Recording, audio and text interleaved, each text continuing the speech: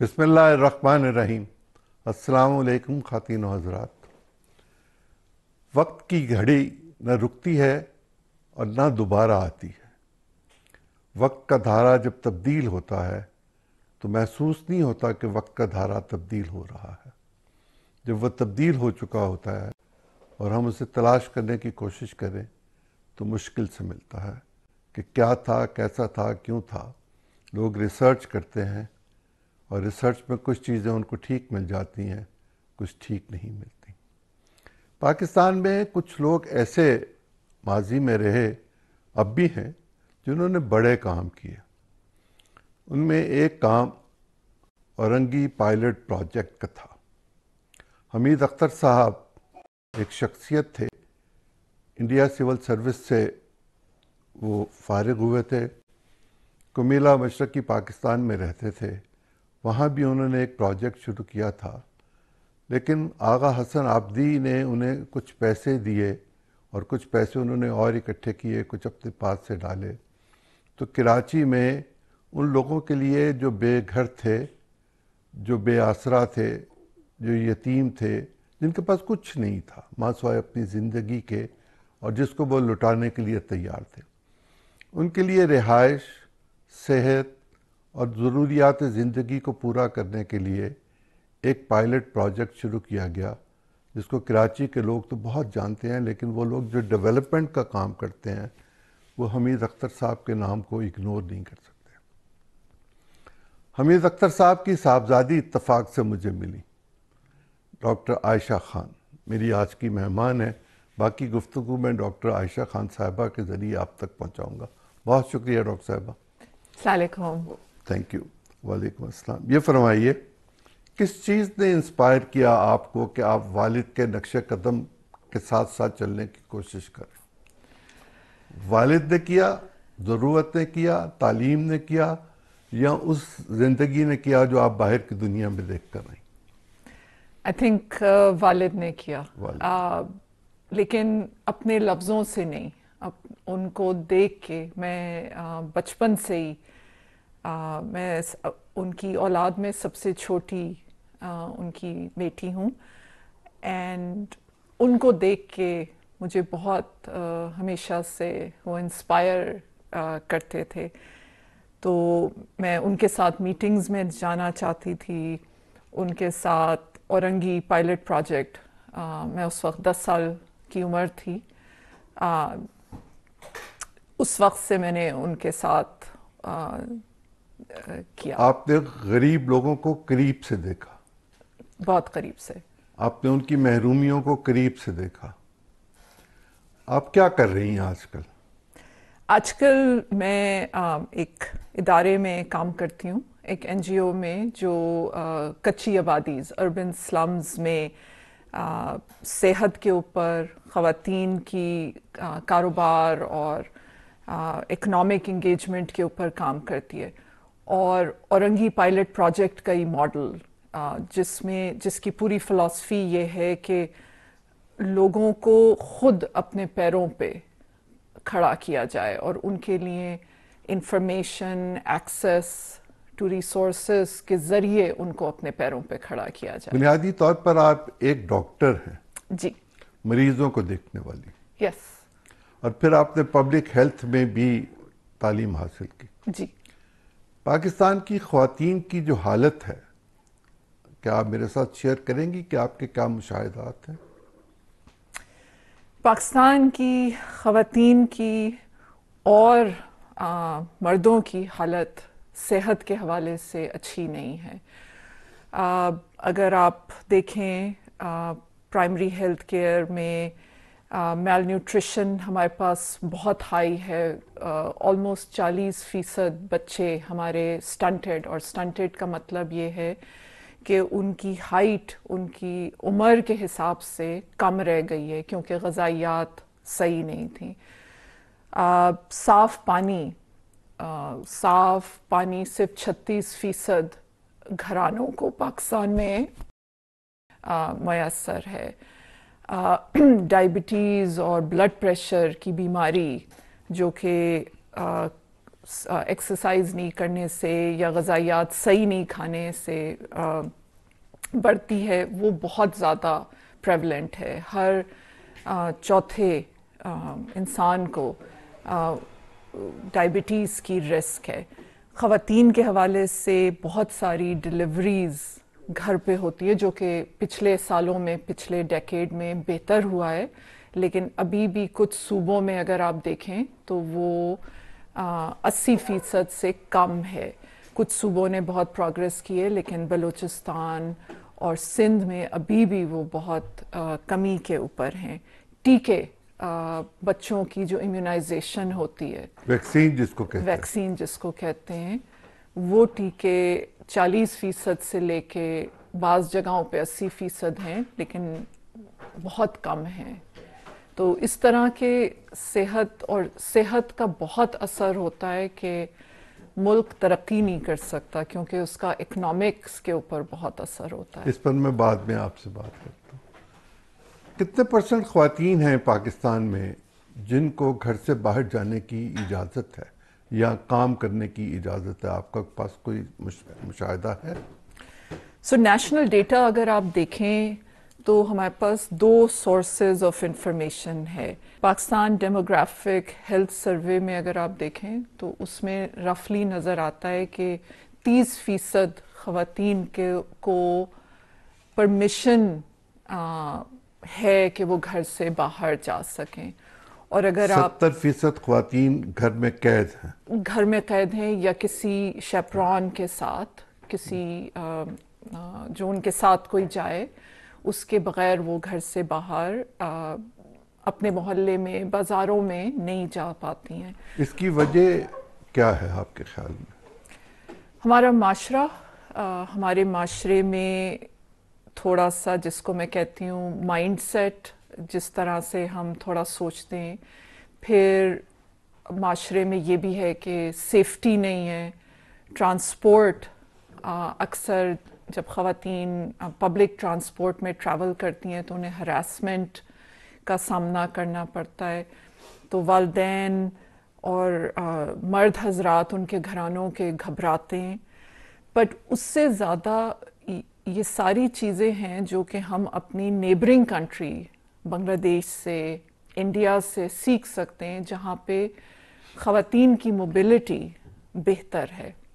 اب تو سعودی عرب میں انہوں نے کمپلسری کر دیا کہ ہر جگہ پر خواتین کام کریں گی، ان کا ایک کوٹا مقرر کر دیا، اور اگر وہ موجود نہ ہوں تو کام نہیں ہو سکتا. ہم کیوں نہیں ایسا کچھ کر سکتے یا نہیں کر سکے؟ ضرور کر سکتے ہیں، ضرور کر سکتے ہیں، اینڈ آئی تھنک کرنا چاہیے. کیسے ہوگا؟ سمپل چیزیں. آپ دیکھیں کہ آپ کے ملک میں زیادہ تر خواتین، بلکہ ہمارا ہی نیشنل ڈیٹا یہ دکھاتا ہے کہ آدھی سے زیادہ خواتین کے پاس لٹریسی ایجوکیشن نہیں ہے. یہیں پر ذرا ٹھہر جائیے گا. یہ جو تعلیم ہے، یہ خواتین کو ہم دلانا نہیں چاہتے ہیں یا وہ پڑھنا نہیں چاہتی؟ کہ وہ یہ چاہتی ہیں کہ میں ہانڈی روٹی کرنی سیکھ لوں اور میری شادی ہو جائے؟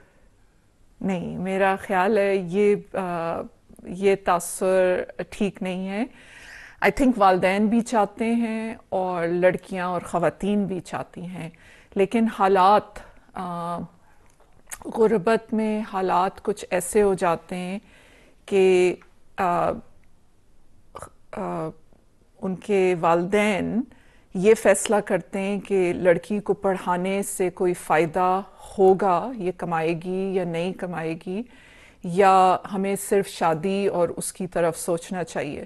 انفارچونیٹلی اگر آپ اپنے نیشنل ڈیٹا کو دیکھیں، جو کہ 2-3 سورسز سے کمپائل کیا ہے، تو لیس دین 21% خواتین کام کرتی ہیں. ایون پڑھی لکھی خواتین جو ہوتی ہیں، ان کی شادی کے بعد کام کی پارٹیسپیشن، ان میں انجینئرز، ڈاکٹرز جیسے شعبے سے تعلق رکھنے والی خواتین بھی شامل ہیں. بالکل 80% جو میڈیکل کالج میں خواتین آتی ہیں وہ کبھی پھر جاب نہیں کرتی ہیں، اور وہ ان اے وے لوگ کہتے ہیں. کیا وجہ ہے؟ وہی معاشرتی مائنڈ سیٹ. ایک ڈاکٹر اگر اپنا کلینک بنا رہی ہے تو اس میں معاشرتی یا معاشی یا کسی بھی طرح کا کیا پریشر اس بیچاری پر ہو سکتا ہے؟ اس کو کیا ڈر ہے؟ وہاں تو کوئی شخص آ کے اس کو نہیں چھیڑ سکتا. بالکل. لیکن کیونکہ ہمارا بہت سوسائٹی جو ہے یہ کہتی ہے کہ اگر خاتون کام کر رہی ہوں گی تو بچے کمپرومائز ہوں گے، بچوں کی خیال. بچے اکیلے خاتون کے تو نہیں ہیں. بالکل. لیکن یہ ابھی نئی سوسائٹی میں آیا ہے. ہم دینا نہیں چاہتے سوسائٹی کو، یا سوسائٹی اس کو ایکسیپٹ نہیں کرنا چاہتی؟ دونوں چیزیں. اگر آپ ہمارے ٹی وی ڈرامے دیکھ لیں یا ہمارے ایجوکیشن کا کریکولم دیکھ لیں تو سارے جو ٹپیکل دنیا بھر میں یہ اسٹیریوٹائپس اب تھوڑے سے چینج ہو گئے ہیں. کچن کے اندر وہ دکھائیں گے کہ آدمی کام کر رہے ہیں. اسٹیم سائنس کے پروفیشنز میں وہ دکھائیں گے کہ خواتین آگے بڑھ رہی ہیں. لیکن ہمارے ملک میں ابھی بھی وہ اسٹیریوٹائپس بہت ریجڈ ہیں. خواتین کی جسمانی حالت، بیماری، بچوں کو پالنا، ان کی صحت، کچھ فرمائیں گی آپ اس پہ، یا میں سوال پہ ہی کروں؟ میں بتاتی ہوں.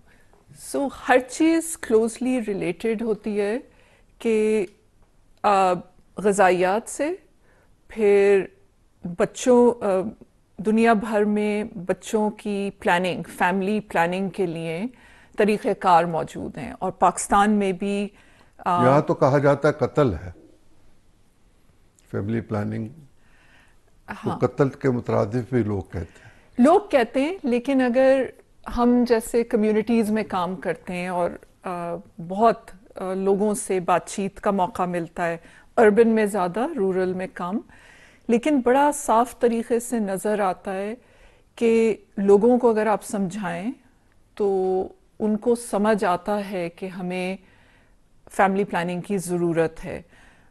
مسئلہ یہ ہے کہ اکثر سپلائیز موجود نہیں ہوتی ہیں، یا لوگوں کو پتہ نہیں ہوتا ہے کپلز کو کہ کہاں سے جا کے لینا ہے، یا کچھ ایسی رکاوٹیں ہیں کہ شادی کے بعد فوراً ایکسپیکٹیشن ہوتی ہے کہ پہلے سال میں بیٹا پیدا ہو جائے. ہمارے ہاں یہ جو مائنڈ سیٹ ہے، میں فیملی پلاننگ پہ دوبارہ آؤں گا آپ کے پاس. یہ جو ہمارے ہاں مائنڈ سیٹ ہے کہ بیٹا ہو، کیا بیٹا ہونے سے کوئی بہت بڑا مارکا ہو جاتا ہے، کوئی کام ہو جاتا ہے، کوئی کیا یہ فلسفی ہے؟ آپ تو لوگوں میں ملتی جلتی رہتی ہیں، کام کر رہی ہیں، یہ کیا سوچ ہے اور کیوں ہے؟ یہ میرا خیال ہے ایک سوشل انشورنس کی سوچ ہے. سوسائٹی کیونکہ بہت میل سینٹرڈ ہے تو کپلز یہ سمجھتے ہیں کہ بیٹا ہوگا تو جب ہم ضعیف ہوں گے اور ہمیں کمانے کی اور پیسوں کی ضرورت ہوگی تو بیٹے ہماری سوشل سیفٹی ہوگی. دھیان تو بہو نے کرنا ہوگا، اور بہو تو بیٹی نہیں ہوگی، بہو تو بہو ہوگی. بالکل. بیٹی وہ بن سکتی ہے رویوں کی وجہ سے، لیکن بیٹے نے اس میں کیا کمال کرنا ہے؟ بس یہ ہے. اور میں نے تو یہ دیکھا کہ بیٹی جو ہے وہ والدین کی زیادہ فکر کرتی ہے. جی بالکل، آپ نے بالکل صحیح کہا. بیٹی رحمت کی طرح ہوتی ہے، دعا مانگ کے لی جاتی ہے. بالکل. یہ جو خواتین کی بیماریوں میں بیماریاں ہیں اور ان کو ڈاکٹر کے پاس نہ لے کے جانا، یہ بھی معاشی اور معاشرتی رویہ ہے. کہ ہم اس طرح تو بیمار ہونا ہے اور اس کی صحت کی اگر پرواہ نہ بھی کی جائے تو کوئی بات نہیں. لیکن یہ جو سوچ ہے، اس سوچ کو تو ریاست نے بھی ٹھیک کرنا ہے نا. تو ریاست اپنی ذمہ داریاں کہاں پوری کر رہی ہے؟ ریاست اپنی ذمہ داریوں میں بہتر طرح سے پوری کر سکتی ہے. ابھی بہت جگہوں پہ گنجائش ہے. ریاست، اور وہ اس طرح سے میں یہ جملہ کہہ رہی ہوں، جس چیز کو آپ پرائیورٹی دیتے ہیں اس پہ آپ پیسے خرچ کرتے ہیں. اور اگر آپ دیکھیں تو ہمارا صحت کے اوپر صرف 1% خرچہ GDP کا ہوتا ہے. کتنے پرسنٹ؟ 1% آف GDP اور دوسری جگہوں پہ کتنے پیسے خرچ کرتے ہیں؟ اور WHO جو کہ صحت کا ادارہ ہے، عالمی ادارہ ہے، وہ کہتا ہے کہ کم سے کم 5%، یعنی ہم 4% کم استعمال ہم کرتے 4% کم ہیں، اوکے، اور ایجوکیشن پہ ہم 2% سے کم خرچ کرتے ہیں، اور زیادہ تر وہ سیلریز میں. اور وہاں کیا کہا جاتا ہے اقوام متحدہ کے معاہدات کے مطابق کہ کتنے پرسنٹ؟ 5% جنرلی. تو 10% میں سے ہم 3% استعمال کرتے ہیں، اور اس میں سے زیادہ تنخواہوں پہ چلتا ہے، زیادہ تر تنخواہوں پہ. اور پھر وہی والی بات ہے کہ جب پرائیورٹی نہیں ہوتی ہے تو پھر آپ اس چیز کو مانیٹر صحیح طرح نہیں کر رہے ہوتے ہو، اینڈ وہ پورا ایک سائیکل شروع ہو جاتا ہے. خواتین میں کام کرنے کا رجحان کیا موجود ہے کہ میں کوئی بڑا کام کر سکوں، یا ایک عام گھر کی بچی جو ہے وہ سلائی لکھائی پڑھائی یا میکسیمم کسی اسکول میں ٹیچر بننے تک کی رہنا چاہتی ہے، یا اب آگے نکلنا شروع ہو گئی؟ ویسے تو پاکستان میں جرنیل بھی ہو گئیں، پائلٹ بھی ہو گئیں، اور پہاڑیاں بھی پہاڑی بھی چڑھ لی. جی بالکل. آئی تھنک خواتین میں بہت پوٹینشیل ہے، ہمارے لوگوں میں. مطلب میں بار بار خواتین کا تو میں ڈیفینیٹلی ہے پوٹینشیل، ہمارے آدمیوں میں بھی بہت پوٹینشیل ہے. حالات تھوڑے کھلنے کی ضرورت ہے. کیسے ہوگا؟ تعلیم. سب سے پہلے ہم اپنے کریکولم کو دیکھیں کہ کیا ہمارا کریکولم 21ویں صدی جو کہ نالج اکانومی AI آ گئی ہے، نالج ہے، ہم اس کو دیکھیں کہ کیا واقعی ہمارا کریکولم اس کے مطابق ہے یا نہیں ہے. دوسری چیز تعلیم اور تربیت. تعلیم کے اوپر صرف گریڈز لینے کا فوکس تھوڑا سا شفٹ ہونے کی ضرورت ہے. تربیت، کیونکہ معاشرے بنتے ہیں تربیت سے. معاشرے بنتے ہیں جب آپ کو انسپائر کر رہے ہوں ایسے لوگ جنہوں نے بڑے بڑے کام کیے ہوں. تو معاشرے اس سے نہیں بنتے ہیں کہ کون امیر ہے اور وہ کتنی جلدی امیر ہوا ہے، لیکن اس طرح کے رول ماڈلز ہمارے زیادہ پروموٹ کیے جا رہے ہیں. تو ایک تو یہ بات ہے. دوسری بات یہ کہ خواتین، لڑکیاں، شروع سے ہی ہم تھوڑا سا سوچیں کہ کاروبار میں کیسے، انٹرپرائز کی جو ایک مائنڈ سیٹ ہوتی ہے کہ ہم سلائی اور کڑھائی سے، یا اگر آپ لیبر فورس کو دیکھیں تو بالکل 6 یا 7 پروفیشنز ہیں، اور جیسے آپ پروفیشنل سے نان اسکلڈ میں جائیں وہ پرسنٹیج بڑھتی جاتی ہے. تو ہمارے میجورٹی لوگ، 70% لوگ نان پروفیشنل، لو اسکلڈ کاروبار میں یا جابس میں لگے. اس کو ذرا ایکسپلین کیجیے. آپ پاکستان لیبر فورس سروے کا جابس کی کیٹیگریز ہوتی ہیں: formal economy, informal economy. Formal economy میں پھر ہوتا ہے پروفیشنلز، پھر ہوتا ہے لو اسکلڈ پروفیشنلز، پھر ہوتی ہے ایگریکلچر، بزنسز. وہ پرسنٹیج جو ہے آپ کی، زیادہ تر لوگ کیونکہ پڑھے لکھے نہیں ہیں، ایجوکیشن سسٹم کے اوپر فوکس نہیں ہو رہا ہے، اور خاص طور سے مارکیٹ کے نیڈ کے مطابق ایجوکیشن سسٹم پہ فوکس نہیں ہو رہا ہے، تو زیادہ تر لوگ آپ کے لو اسکلڈ، لو انکم جابس میں انگیجڈ ہیں. وہ گھنٹے لگا رہے ہیں، مطلب محنت کر رہے ہیں، لیکن اس کا جو ریوارڈ ہے یا آگے بڑھنے کے جو اپرچونٹیز ہیں دنیا میں وہ کم ہیں. آپ کیا سجیسٹ کرتی ہیں بچیوں کو اگلے 10-20 سال میں کیا پڑھنا چاہیے؟ ہر چیز پڑھنی چاہیے. پڑھنا مطلب سائنس اینڈ ٹیکنالوجی میں بھی پڑھنا چاہیے. سب سے امپورٹنٹ چیز یہ کہ تعلیم کمپلیٹ کریں. سب سے بڑا کتنا ہے ڈراپ آؤٹ مڈل تک؟ مڈل تک ڈراپ آؤٹ آلموسٹ 50% کا ہوتا ہے. سو پرائمری اور میٹرک کے بیچ میں 50% لڑکیاں ख़ास तौर से ड्रॉप आउट हो जाती हैं. और मुझे एग्जैक्ट नंबर मैट्रिक के बाद क्या सूरत है? मैट्रिक के बाद वो सिर्फ 3-4% रह जाता है जो आगे जाती हैं आगे ग्रेजुएशन जाती हैं. तक. जी, यानी 100 बच्चियों को अगर पढ़ाना शुरू करें तो ग्रेजुएशन तक पहुंचते पहुंचते 3-4% तक रह जाती हैं. 96-97% तालीम से पीछे हट जाती हैं. जी बिल्कुल. माशरे पर जो बोझ है, आप समझती हैं कि ख्वातीन के काम किए बगैर इस माशी बोझ को कोई एक मर्द फैमिली का उठा सकता है?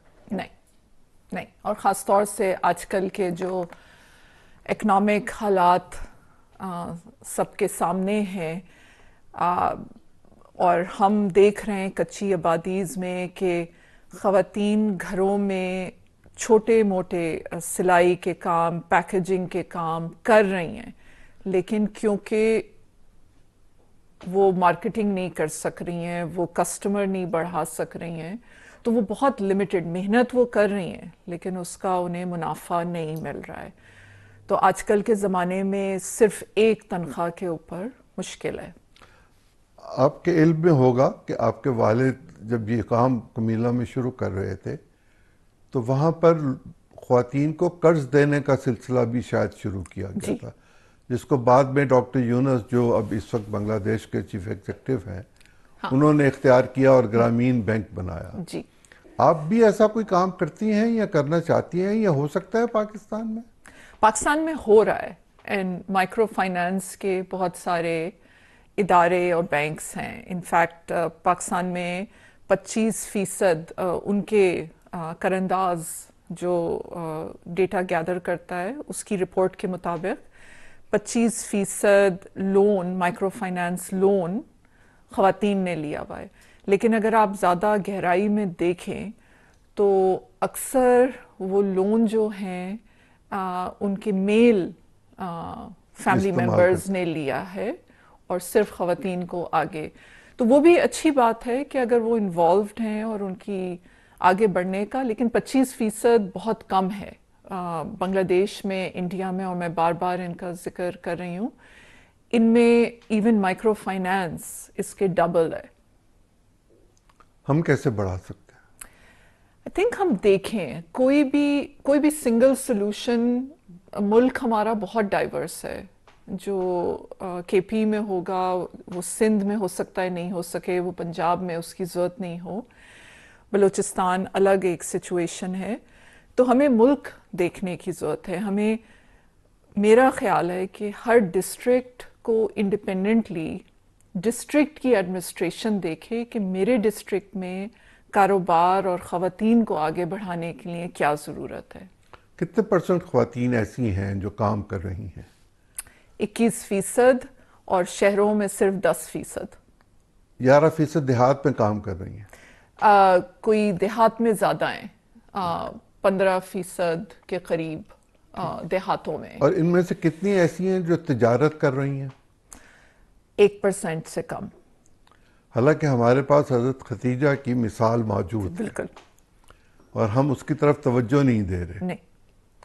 1% ख्वातीन तिजारत कर रही हैं और बाकी 99% उसमें शामिल नहीं है, और 21% आपने कहा काम कर रही हैं. जी. यानी 79% ख्वातीन घर में रहती हैं या घर का काम करती हैं. ये जो हमारे यहाँ एक सिलसिला है कि खातून की बीमारी की तरफ तवज्जो ना देना, इसको आप कैसे एड्रेस करती हैं या कैसे किया जा सकता है? ये अजीम साहब, ये ऐसे ही होगा जब खातून की, हम वैसे हमारे माशरा बहुत इज्जत करता है, रिश्तों की इज्जत करता है. रिश्तों की इज्जत करता है. बिल्कुल सही आपने बात की. लेकिन वही वाली बात कि लफ्ज़ों से इज्जत और एक्शन से इज्जत असल चीज़ होती है कि कैसे आपके एक्शंस. तो ख़वातीन कि जब खुद थोड़ा कमाएंगी तो उनकी घर में एक पोजीशन बढ़ेगी, और माशरा जब थोड़ा चेंज करेगा कि ख़वातीन सिर्फ माँ, बहन, बेटी नहीं है बल्कि अपने एक इंडिविजुअल भी है, تو اس کی بہت ضرورت ہے. ڈاکٹر صاحبہ یہ معاشرے میں یہ بات کہی جاتی ہے کہ اگر خاتون کما کے لائے گی تو آرگو کرے گی، اور آرگومنٹ جو ہے وہ شوہر کو یا سسر کو یا کسی کو فیملی میں پسند نہیں ہوتا کہ خاتون آرگومنٹس میں لے کے جائے بات کو. کیا یہ رکاوٹ ختم کی جا سکتی ہے، سمجھایا جا سکتا ہے، کیا کیا جا سکتا ہے؟ آئی تھنک اگر آپ ساری دنیا بھر میں دیکھیں تو 50% آپ کی آبادی خواتین ہوتی ہے. اگر ہم اس ڈر میں بیٹھے رہیں گے کہ آرگیو اگر کرے گی تو کام نہیں کرنا چاہیے، تو ہم بہت پرانی سوچ کے ساتھ پھر بیٹھے رہیں گے. آرگیو کرے گی تو آپ بھی آرگیو کریں، اور ایک نیگوسیشن، اس کو ایک نیگوسیشن کہتے ہیں. آرگومنٹ تو پھر جھگڑے میں تبدیل ہو جائے گا. لیکن ہونا نہیں چاہیے نا. بات چیت جو ہے کوئی ایسی بری چیز نہیں ہے. آرگیومنٹ بھی کچھ لیول ہیلدی ہوتی ہے، تو آرگیو کرنے میں کوئی حرج نہیں ہے آپ، لیکن جھگڑا نہیں ہونا چاہیے. آپ ایڈز کے لیے بھی کام کر رہی ہیں، ایچ آئی وی کے حوالے سے. جب میں منسٹری میں تھی، میں تب آپ کام کر رہی ہیں. 2005 سے لے کے 2011 میں منسٹری میں تھی، تو ایچ آئی وی پروگرام شروع کیا تھا. اب بھی کچھ اس کے بارے میں آپ کے پاس معلومات ہیں؟ میں فالو کرتی ہوں، بیکاز شروع سے میرے اپنا بیک گراؤنڈ بھی انفیکشس ڈیزیز کا ہے، تو میں فالو کرتی ہوں. پاکستان خوش قسمت ہے کہ ایچ آئی وی ہمارے پاس ابھی بھی بہت لمیٹڈ ہے. رسک گروپس میں، جو رسک گروپس وہ ہیں جو نشہ، آئی وی ڈرگز یوز کرتے ہیں یا سیکس ورک میں انوالوڈ ہیں. ایک جو خطرناک اور اس میں پہلو ہے وہ یہ ہے کہ کیونکہ ہم سرنجز، انجیکشنز بہت لگواتے ہیں، اور اکثر ریموٹ جگہوں پہ وہ سرنج ری یوز ہوتا ہے، تو اس سے ٹرانسمیشن بڑھتی ہے. لیکن ویسے H I V limited epidemic ہے پاکستان، دنیا کے مقابلے میں. ملک میں اس کا تو وجود نہیں ہونا چاہیے. بیماری ہوتی ہے. کچھ فیصد تو ہمیشہ ہر بیماری اگر دنیا میں ہے تو ہر ملک میں ہوگی، تو وہ تو ہم نہیں روک سکتے. یہ جو پینے کا پانی ہے، آپ کے پاس کیا حل ہے اس کا کہ لوگوں کو یہ باور کرایا جا سکے کہ وہ پینے کے صاف پانی کے لیے تگودو کریں؟ وہی والی بات، ملک بہت بڑا ہے، آبادی بہت ہے، تو جب تک ہم ڈسٹرکٹ لیول پہ چیزوں کو نہیں لے کے آئیں گے، ڈسٹرکٹ لیول پہ ٹریٹمنٹ پلانٹس ہونے چاہیے اور سلوشنز ہونی چاہیے.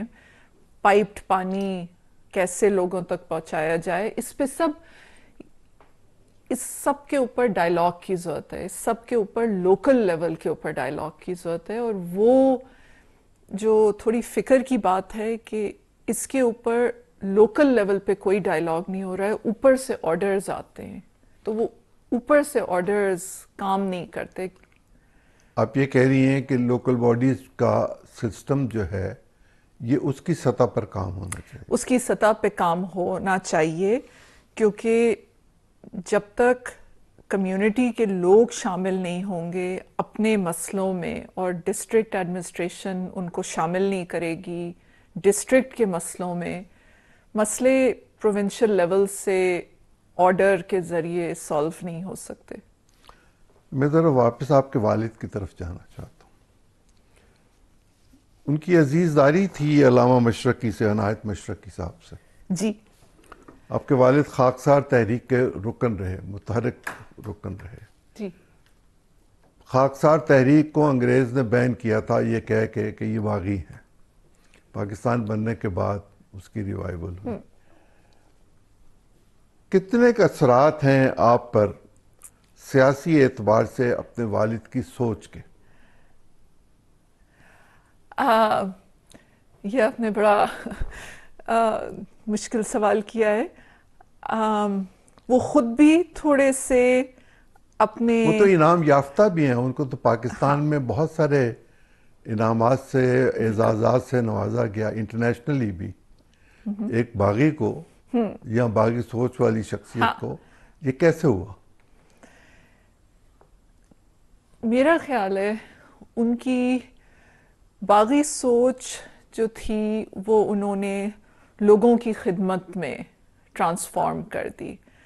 تو اس کی وجہ سے انہوں نے انڈین سول سروس سے ریزائن کیا، کیونکہ انہوں نے یہ دیکھا کہ اس برٹش سسٹم میں رہ کے جس طرح سے وہ خدمت کرنا چاہتے تھے وہ نہیں ہو سکتی تھی. تو انہوں نے اپنی باغی سوچ کو چینل کیا انٹو خدمت. میں نے جو چیز میرا خیال ہے، اور میں ان کے بالکل میں کوشش کر سکتی ہوں لیکن میں ان کے قریب تک بھی نہیں پہنچنے کی وہ کر سکتی. میری بھی چھوٹی سی کوشش یہی ہے کہ اتنا اچھا ہمیں ایک ملک ملا ہے، ہم کچھ اس کے لوگوں کو بہتر اپنے پیر پہ چیریٹی کی طرح نہیں بلکہ خود مختاری کی طرف لے کے جائیں. کیسے خود مختاری؟ لوگ اپنی غربت میں کوششوں میں موجود اور لگے ہوئے ہیں. یہ نہیں ہے کہ وہ کسی کا انتظار کر رہے ہیں. ہمیں صرف انہیں تھوڑا سا ہیلپ کرنے کی ضرورت ہے کہ ان سے پوچھ کے پروگرامنگ یا گورنمنٹ کے اتنے انیشیٹوز ہیں، پرائیویٹ سیکٹر کے اتنے انیشیٹوز ہیں، لیکن ان کے بیچ میں ایک ڈسکنیکٹ ہے کیونکہ لوگوں کو شامل نہیں کیا جاتا ہے فیصلوں میں. لوگوں سے کوئی فیڈ بیک نہیں لیا جاتا ہے کہ یہ کلینک اچھی چل رہی ہے یا نہیں چل رہی ہے. تو لوگوں کی رائے کی کوئی اہمیت نہیں ہے. آپ یہ کہہ رہی ہیں کہ جو سٹینڈرڈز ہیں ان کے تعین کے لیے لوگوں سے رائے لی جائے کہ یہ انسٹیٹیوشن اے سٹینڈرڈ کا ہے، بی کا ہے، سی کا ہے، کہ ناقابل استعمال ہے. یہ کہہ رہی ہیں یا کچھ اور کہہ رہی ہیں؟ یہی کہہ رہی ہوں. یہی کہہ رہی ہیں. میں منسٹری میں جب کام کرتی تھی تو میں نے ایک چیز، منسٹری آف ہیلتھ میں جب کام کرتی تھی میں نے ایک چیز دیکھی کہ کوئی بھی پروموشن جو ہے وہ جو اینڈ یوزر ہے یا اس کا پروگرام کا کوئی فائدہ ہوا ہے یا نہیں فائدہ ہوا ہے، پروموشن پہ اس کا کوئی اثر نہیں ہوتا ہے. ہمارے ملک میں پولیو کیوں ختم نہیں ہو رہا؟ پولیو ختم اس لیے نہیں ہو رہا کہ لوگوں کا ٹرسٹ اپنی حکومت پہ، اپنے لیڈرز کے اوپر کم ہے. وہ سمجھتے ہیں کہ یہ ہمارے لیے اچھی چیز نہیں ہے، اور وہ بھی چھوٹی سی پاکٹ ہے. یہ نہیں ہے کہ زیادہ تر لوگ، لیکن یہ تو کراچی میں بھی بالکل کیسز ملے، دوسرے شہروں میں بھی ملے، ان علاقوں کی جن کی آپ نشاندہی انڈائریکٹلی کر رہی ہیں ان میں بھی ملے. بالکل. دنیا میں کتنے ملک بچ گئے جن میں پولیو ہے؟ میرے خیال ہے 4. اور ان میں ہم صرف ہے جس طرح؟ جی، اور وہ سارے زیادہ تر وار افیکٹڈ ملک ہیں جس میں ہم بھی ہیں. یہ ایک دلچسپ بات آپ کر رہی ہیں. ان میں کون کون سے ملک ہیں؟ پاکستان، افغانستان؟ پاکستان، افغانستان، میرا خیال ہے کانگو اور ایک اور ملک، مجھے صحیح طرح پتہ نہیں ہے. مشرق کی مطلب بنگلہ دیش میں اس کو کنٹرول کر لیا گیا. بنگلہ دیش میں اس کو کنٹرول کر لیا. اور وہاں عالم دین جو تھا اس نے اپنا رول ادا کیا، پاپولیشن کے کنٹرول کے لیے بھی اور پولیو کے کنٹرول کے لیے بھی. بالکل. اور بنگلہ دیش میں پاپولیشن اس لیے کنٹرول ہوئی کیونکہ خواتین کام میں آ گئیں، کام فیکٹریز میں اور جابز میں. سو دونوں چیزیں یہی ایک مین بڑا فیکٹر ہے یا ایجوکیشن ایک فیکٹر تھا؟ ایجوکیشن بھی ایک بڑا فیکٹر ہے، لیکن یہ سب چیزیں کنیکٹڈ ہیں. جب خواتین کا وقت قیمتی ہو جاتا ہے کیونکہ وہ کما کے لا رہی ہوتی ہیں یا کوئی کام کر رہی ہوتی ہیں تو آٹومیٹکلی فیملی پلاننگ بڑھ جاتی ہے. انفیکٹ جو لاسٹ ایئر کا نوبیل پرائز ہے وہ ایک خاتون کو ملا ہے اسی بات پہ کہ فیملی پلاننگ کی اور عورتوں کے کام کرنے کی بہت کلوز کنیکشن ہے. دنیا میں پرٹیکولرلی مغربی ممالک میں اب یہ رجحان پایا جا رہا ہے کہ بچے پیدا نہ کیے جائیں. اس کی کوئی خاص وجہ آپ کے خیال میں؟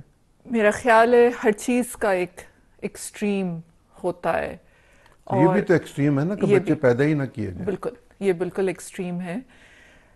چوائس انڈیویجول یا کپل کی ہونی چاہیے. سو اگر ان معاشروں میں وہ کپلز فیل کرتے ہیں کہ بچوں کی ضرورت نہیں ہے تو یہ ان کا اپنا فیصلہ ہے, لیکن فیصلے کی چوائس کپلز کے پاس ہونی چاہیے. ہمارے ہاں تو یہ کسی اور کے پاس ہے, ساس سسر کے پاس ہے, رشتہ داروں کے پاس ہے, دوستوں احباب کے پاس ہے کہ وہ آپ کو زج کر دیں, آپ کو سوال کر کر کے آپ کی زندگی اجیرن کر دیں. ہمارے ہاں تو مختلف ہے صورتحال. ایسے معاشرے میں ہم کیا کریں؟ ایسے معاشرے میں بھی چیزیں بدل رہی ہیں. ہم معاشرے کے اندر سوشل میڈیا آ رہا ہے. 10 سال پرانا جو معاشرہ تھا وہ اب کا نہیں ہے. چیزیں بدل رہی ہیں اور میرا خیال ہے کہ اگلے 10 سال میں جس طرح سے چیزیں آگے جا رہی ہیں فیملی پلاننگ اور بڑھے گی. ابھی ہم 35% پہ ہیں جس میں سے 25% ماڈرن میتھڈز ہیں اور 10-11% ٹریڈیشنل میتھڈز ہیں. آئی تھنک ہم آ جائیں گے. پاکستان نے پلیج کیا ہے 50% کے اوپر. ہم آ جائیں گے. In how many years? 2030.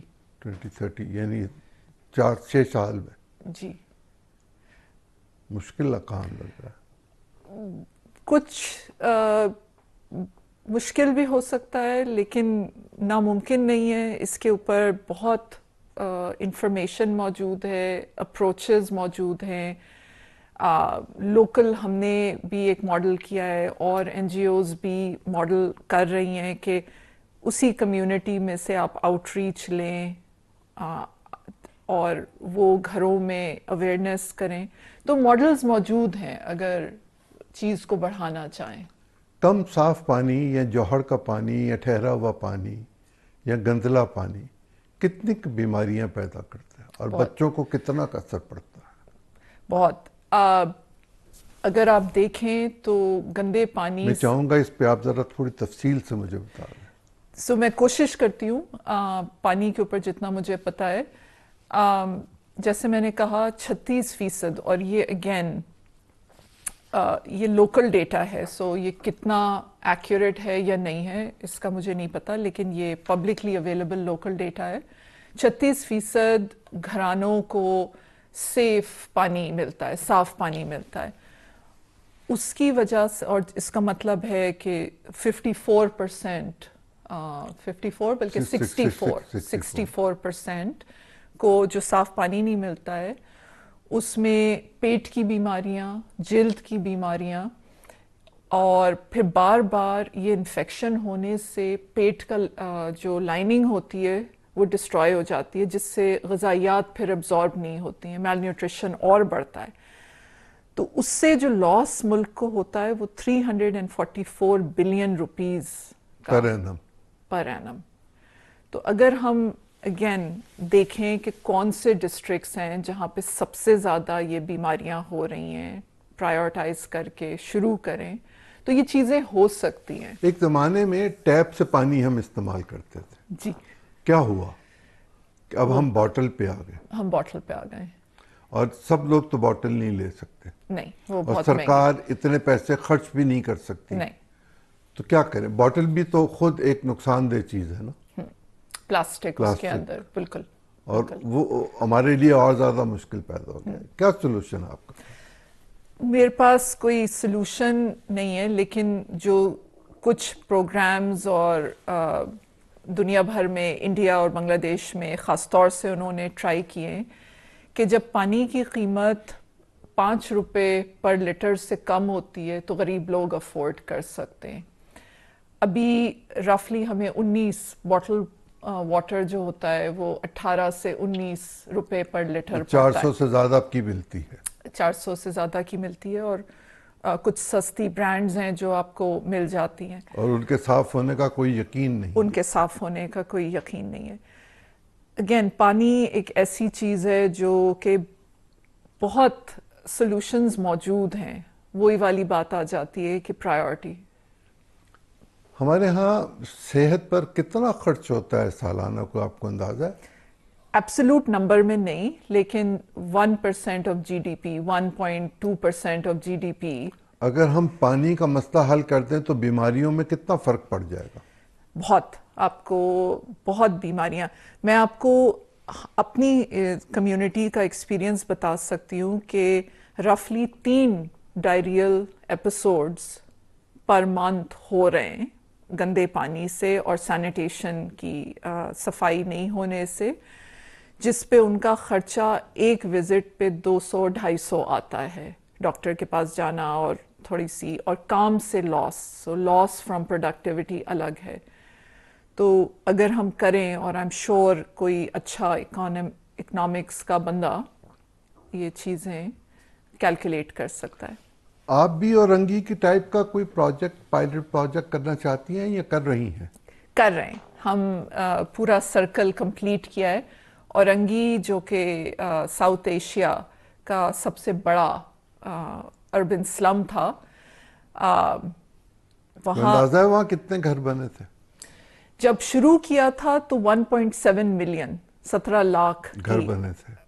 नहीं, घर नहीं, 17 लाख की आबादी थी 1980 में, और साउथ एशिया का सबसे लार्जेस्ट अर्बन स्लम था।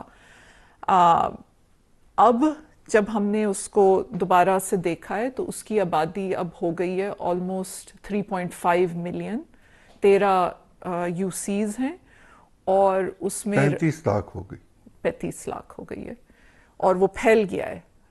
और उसमें रफली कोई 2 लाख से ज़्यादा फिजिकल इंफ्रास्ट्रक्चर है। क्या हर शहर में ये मुमकिन है रियासत ही करे या लोग कर सकते हैं कि इस तरह की गैर सरकारी तंजीमें बना के, जैसे आपके वालिद साहब ने ये काम किया था, वो ये काम कर सकें? तो उनको क्या इनिशिएटिव देना चाहिए या क्या उनके सामने बात रखनी चाहिए कि आप ये क्यों करें? आपके वालिद भी तो इंसान ही थे ना। हुकूमत हर चीज़ खुद से नहीं कर सकती, और कहीं पे भी दुनिया में हुकूमत अलग से खुद से नहीं करती है। कुछ जिम्मेदारियां लेकिन हुकूमत की होती हैं। एनजीओज़ के साथ मिलके, सीबीओज़, कम्युनिटी बेस्ड ऑर्गेनाइजेशंस के साथ मिलके, बट ये सारा काम हो नहीं सकता ऊपर से, ये सारा काम ग्रास रूट से मिल के करना होता है। लेकिन हमारे यहाँ ये तासुर भी मौजूद है कि एनजीओ से सिर्फ रिपोर्टी तक हैं और पैसे कमाने के लिए हैं। इस तासुर की मौजूदगी में ये कैसे एनजीओ के साथ होगा? हर चीज़ का एक एवोल्यूशन प्रोसेस होता है। कुछ हद तक ये तासुर सही है, कुछ हद तक ये तासुर गलत है। हर चीज़ जब आप करते हो, और फिर अगेन बात वही आ जाती है कि आप अकाउंटेबल रखो, आप चीज़ को देखो कि इससे फ़ायदा क्या हुआ, और अगर फ़ायदा नहीं हुआ तो आप पूछें कि क्यों फ़ायदा नहीं हुआ। और ये जो इंटरनेशनल एनजीओज यहाँ पाकिस्तान में काम करती हैं, इनके बारे में ये कहा जाता है कि ये काम कम करती हैं और अपना काम ज़्यादा करती हैं। आई थिंक इस पे मैं ज़्यादा नहीं राय दूंगी, लेकिन हर जगह इसमें एक डॉक्टर साहब की मिसाल भी आती है जिन्होंने पोलियो के हवाले से एक निशानदेही की एबटाबाद के इलाके में। बिल्कुल, बिल्कुल, ये आप बिल्कुल सही बात कह रहे हैं, लेकिन एक या दो ख़राब एग्जाम्पल्स की वजह से बहुत लोग अफेक्ट होते हैं।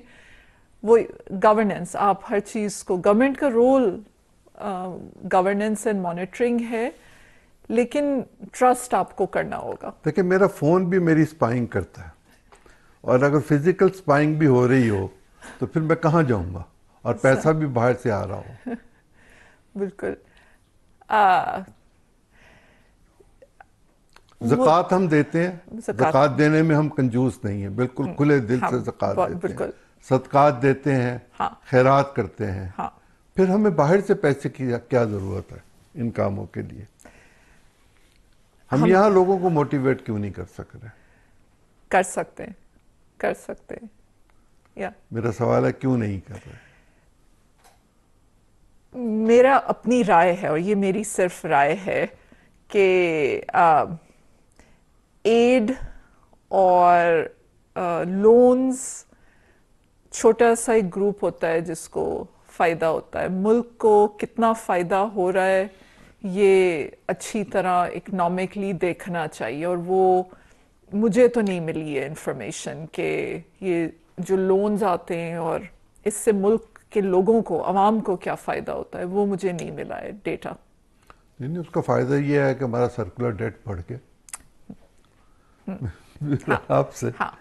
आखिरी सवाल, आप अपने बच्चों के हवाले से हाँ, क्या सोच रखती हैं कि वो क्या करें?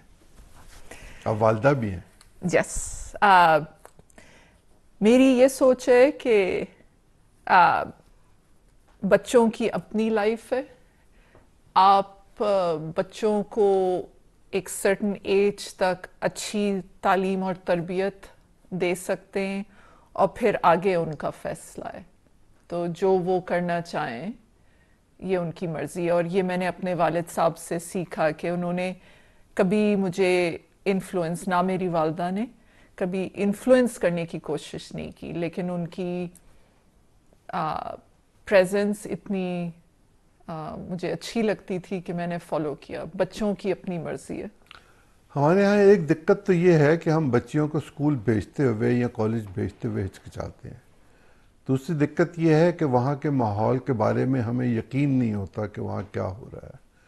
और उससे ज़्यादा दिक्कत यह है कि हमारे यहाँ निज़ाम तालीम जो है वो इतना मजबूत नहीं है, इतना बेहतर नहीं है कि हम यहाँ की दी हुई तालीम के नतीजे में कोई बहुत बड़ा इनकलाब बर्पा कर सकें, पढ़ा लिखा इनकलाब। और जब हम बच्चियों को बाहर भेजना चाहें तो उसमें हमारे समाजी रवैये बहुत ज़्यादा रुकावट बनते हैं। आप तो बाहर भी रही, फरमाइए। आप बिल्कुल सही कह रहे हैं। ये मेरा ख्याल है आहिस्ता आहिस्ता चेंज होगा। सोसाइटीज़ में जनरली मिडिल क्लास पहला कदम लेती है और चेंज करती है, और मुझे नज़र आ रहा है लोग बच्चियों को भेज रहे हैं पढ़ने के लिए। और ख़ुद आप अगर देखें तो बहुत बच्चियां और बच्चे टर्की जा रहे हैं और मलेशिया जा रहे हैं तालीम हासिल करने। चेंज आएगी, सिर्फ ये है कि हम इस चेंज को थोड़ा बेहतर तरीके से तेज़ कर सकते हैं, लेकिन वो वाली चीज़ थोड़ी सी मिसिंग है। हम लोगों को अपने ड्रामों के थ्रू, अपने एजुकेशन करिकुलम के थ्रू ये दिखा सकते हैं कि दुनिया कहाँ से कहाँ पहुँच रही है। हम थोड़े से अपने मसलों में उनको लगाए जो रखते हैं, दुनिया उन मसलों की अब बात भी नहीं कर रही है। आपको कभी देही इलाके के स्कूलों में जाने का इत्तेफाक हुआ? जी बिल्कुल। क्या देखा आपने? मैंने ये देखा कि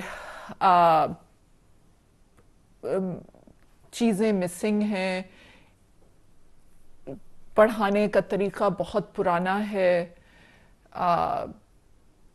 सिस्टम वही वाली बात।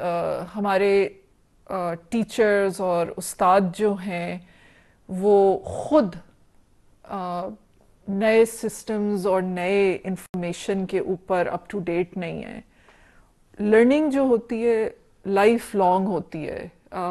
कोई भी किसी भी स्टेज पे आके लर्निंग रुक नहीं जाती है। तो वो आप कैसे किसी को पढ़ा सकते हैं जब खुद आप थोड़ी सी अप टू डेट नहीं है चीज़ों के बारे में। हमारे यहाँ टीचर ट्रेनिंग की कमी है। टीचर ट्रेनिंग की कमी है। एक लर्निंग, मैंने पहले भी जैसे जिक्र किया, हमारा फोकस एजुकेशन का जो है वो ग्रेड्स के ऊपर है। लर्निंग, दुनिया में नॉलेज इतनी तेज़ी से चेंज हो रही है कि सिर्फ आप उनको टूल्स दे सकते हैं कि कैसे नॉलेज को हासिल करो। आप नॉलेज, क्योंकि आज जो आपने नॉलेज दी है वो कल बदल रही है, तो वो मिसिंग है। हम पुराने ही तरीक़ों में अभी भी लगे हुए हैं। मेरे सवालों से हटकर आप कुछ कहना चाहेंगी? नहीं, बहुत आपका शुक्रिया फॉर इनवाइटिंग मी। बहुत मेहरबानी। ख़वातीनो हज़रात, आम प्रोग्रामों से हटकर एक ऐसी ख़ातून जो एक ऐसे वालिद की बेटी है जो ख़ुद एक मिसाल थे, मिसाल बनना चाहती हैं, काम करना चाहती हैं, کوشش کر رہی ہیں، چیزوں پر عبور حاصل کر چکی ہوئی ہیں. دیکھتے ہیں یہ اپنے والد کا وہ نام جو اب تک اسی طرح لیا جاتا ہے عزت اور احترام کے ساتھ، اس کو آگے کس حد تک بڑھا سکیں گی. اجازت چاہوں گا. بہت شکریہ ڈاکٹر صاحبہ. شکریہ. آج کے لیے اتنا ہی. انشاءاللہ اگلے پروگرام میں نئے مہمان کے ساتھ حاضر ہوں گا. اللہ حافظ.